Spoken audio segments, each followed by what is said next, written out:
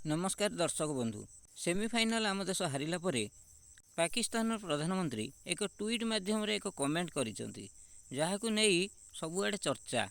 पाकिस्तान ठारू भारत पर्यंत सबुआडे यार आलोचना चली। यही ट्वीट को समस्ते ना पसंद करिसेंती। एमिति निज देश पाकिस्तान रे मध्य से विरोधाचरण होइसेंती। पाकिस्तान रो साधारण नागरिक सहित आउ क्रिकेटर माने मध्य यह विरोध कर आम देशर पुओ तो छाड़ा पुओ नुहति, सी केमती छाड़े। इरफान पठान कथा देखु। इरफान पठान एमती जवाब देले जे पाकिस्तान प्रधानमंत्री शहबाज पाखे कौन उत्तर ना।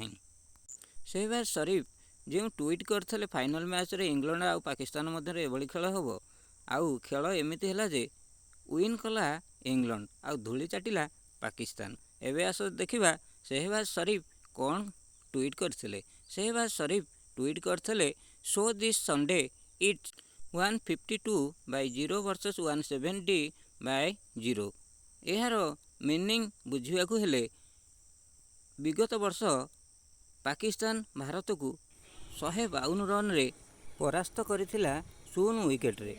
ता अर्थ 10 विकेट हाथ में थी मैच विन कर सेमिफाइनाल मध्य इंग्लैंड यही 10 विकेट रे जिणी नहीं गला मैच। यह नहीं फाइनाल मैच इंग्लैंड आउ पाकिस्तान मध्य खेल जबार थिला। तेणुक से यह कमेंट कले जे आसंता फाइनाल मैच 0 विकेट रे जीतीज पाकिस्तान, इंग्लैंड ही हार। यह विगत इंडिया हारिला बेली 152 रे 0 विकेट रे जीती पाकिस्तान आउ इंग्लैंड जो भली 10 विकेट रे जीती 170 अर्थ 170 रन रे से ही पाकिस्तान जीति नब फाइनाल को आउ इंग्लैंड ही हार। किंतु फल है ओलटा आ मैच रे पाकिस्तान ही धूली चाटिला। एवं आस जानिबा इरफान पठान किभली मुहतोड़ जवाब देते ट्वीट माध्यम रे। इरफान पठान को ट्वीट कौन थिला। इरफान पठान ट्वीट करते जे आप में और हम में फ़र्क यही है, हम अपनी खुशी से खुश और आप दूसरे के तारीफ से, इसलिए खुद के मुल्क को बेहतर करना पे ध्यान नहीं है। यह अर्थ होची आमे आम खुशी रे खुशी, किंतु आपण अन्यर तारीफ रे खुशी।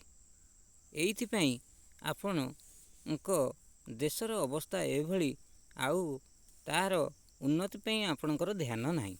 देखंतु केते गुरुत्वपूर्ण कमेंटे इरफान पठान तांकू देले, जार प्रति जवाब बा प्रति उत्तर आउ शहबाज शरीफंकर पाखरे नाही। ये तो गला इरफान पठान को ट्वीट। एवं आस देखा पाकिस्तान रो किछि क्रिकेट प्रेमी कौन रोची तांकर ए ट्वीट को नहीं मतामत। शहबाज शरीफ की बात को आप इतना सीरियस ना लो, उसको तो मुल्क में कोई नहीं पूछता। ठीक है ना, इम्पोर्टेंट हुकूमत नामंजूर। ऐसा है क्या? ये है, ऐसे ही है बिल्कुल। वो तो सिर्फ इस्लामाबाद का जो 30 मीटर का, ये 40 मीटर का जो स्क्वायर है ना, वो वहाँ का प्राइम मिनिस्टर है। बाकी पूरे मुल्क में कोई नहीं पूछता उसको। देखिले तो दर्शक बंधु, साधारण जनता पाकिस्तान केभली शहबाज शरीफ को कमेंट करुछंती।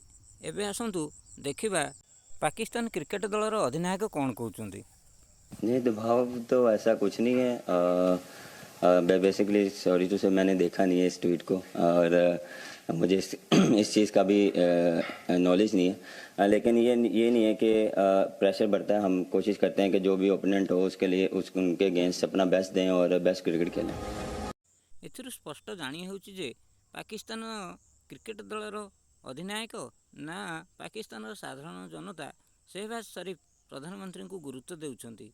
तेबे तांकर ट्वीट मूल्यहीन बोली एथिरु जना पड़ुछि। किंतु आमको गोटे कथा मानिया को पड़ो जे cricket is a uncertain game. तेणुक केतबेले कौ मुहूर्त खेल कौन हम ता अर्थ नुहे जे आम देश खराब खेलुची। आम देश जहाँ खेलुची आम ताकू प्रशंसा करवा, खराब खेलले भी प्रशंसा करवा और भल खेलले भी प्रशंसा करवा। आम देश हारी जाइए जे आउ जितबनी से कथा भाविबा ठीक नुहे। निश्चय आगामी दिन में होगा खेलगुड़िकर भल खेल प्रदर्शन करी आम दर्शक बा समर्थक मानकर भारतीय मानकर निश्चिंत मन जिणी ने भारतीय क्रिकेट खेलाड़ी माने। जदि आमर ये अपडेट भल लगी थाए तेबे गोटे लाइक करेंगे, आउ कमेंट थिले कमेंट करेंगे, आउ जदि आमर ये चैनल को सब्सक्राइब करनथिबे चैनल को सब्सक्राइब करनेबे। फ्यूचर रे आम जो अपडेट देबू ताकू देखि पारिबे।